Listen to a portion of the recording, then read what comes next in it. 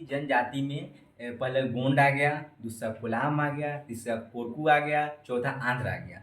अब हम दक्षिण भारत की जनजाति में टोडा जनजाति को देखते हैं। टोडा मतलब होता है तमिलनाडु की जनजातियाँ। तो टोडा जनजाति और तमिलनाडु की एक बहुत ही महत्वपूर्ण जनजाति माना जाता है। और ये जो इनकी भाषा भी है, जो मतलब इनकी मातृभाषा है, वो भी एक टोडा मातृभाषा हो जाएगी। और ये जो टोडा है, ये द्रविड़ भाषा से संबंधित बताया जाता है टोडा जनजातियाँ।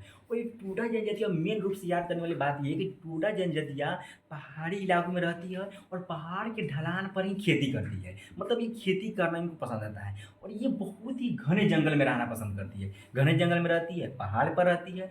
और सबसे बात ये है कि जब ये घने जंगल में रहती है, ये लोग मुख्य बात है कि पशुपालन पर बहुत ही अधिक ये टोडा जनजातियाँ निर्भर रहती है।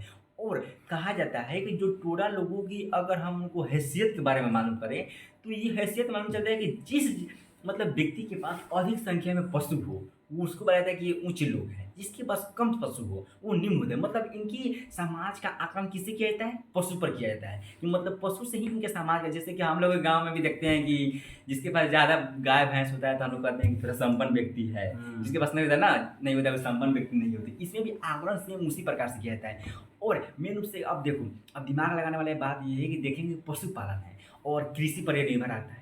तो लिखेंगे यहाँ पर ये कि ये लोग ज़्यादातर कृषि पर निर्भर रखती हैं और प्राकृतिक कृषि पर निर्भर रहते हैं। मतलब यदि कार्बनिक कृषि पर ये लोग ज़्यादा निर्भर रहते हैं। प्रकृति पर निर्भर रहते हैं कि वर्षा होगा तो कृषि होगा, वर्षा नहीं होगा तो कृषि नहीं होगा। और ये इनका जो कृषि कृषि करने की ढाँचा है, वो एक प्रकार से बाँध बनाकर कृषि करते हैं। जैसे पहाड़ी जो इलाका होता है, उसमें पानी ढल जाता है, तो हम उसको देखा भी होगा, सबके बाँध बनाया जाता है, तो उसमें बाँध बनाकर ये लोग कृषि करते हैं। और इनके ज़्यादा उपज नहीं हो पाता है क्योंकि ये लोग पूरा प्राकृतिक पर निर्भर रहते हैं। कोई अलग से इनका पानी की व्यवस्था नहीं होती। अगर किसी वर्ष वर्षा सुखाड़ हो गया तो नहीं होगा फसल, और किसी वर्ष वर्षा ज़्यादा हो गया तो फसल की मात्रा बढ़ जाती है। दूसरा लिखेंगे कि इन लोगों का मुख्य व्यवसाय क्या है? कृषि, मतलब यदि पशुपालन। तो पशुपालन पर ये लोग अधिक निर्भर रहते हैं और पशुपालन से ही ये लोग दूध हुआ, उसकी बिक्री करते हैं और उसी बिक्री से अपना जीवन यापन करते हैं। पशुपालन पर निर्भर रखते हैं। और सबसे बात है कि ये जो पशुपालन करते हैं, ये लोग भैंस की ज़्यादा पशुपालन करते हैं, भैंसों को ज़्यादा पालते हैं।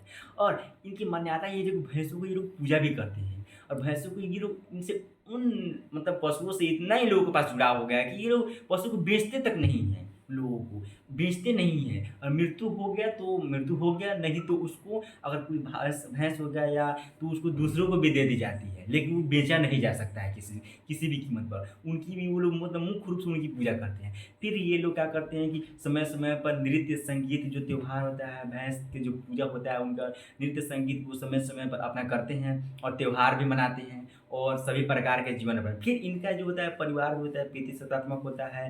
परिवार की प्रतिष्ठा में जानते हैं क्या-क्या व्यवस्थाएँ लागू होती है। फिर विवाह होता है, एकल विवाह का प्रचलन है, कहीं-कहीं बहुपत्नियाँ भी हमें देखने को मिलती है। ब उसके बाद होता है कि बहु वही विवाह किया जाता है, मतलब अपने एक गोत्र से दूसरे गोत्र में विवाह किया जाता है, एक ही गोत्र में विवाह नहीं किया जा सकता है। तो ये हो जाएगा टोडा जनजातियाँ।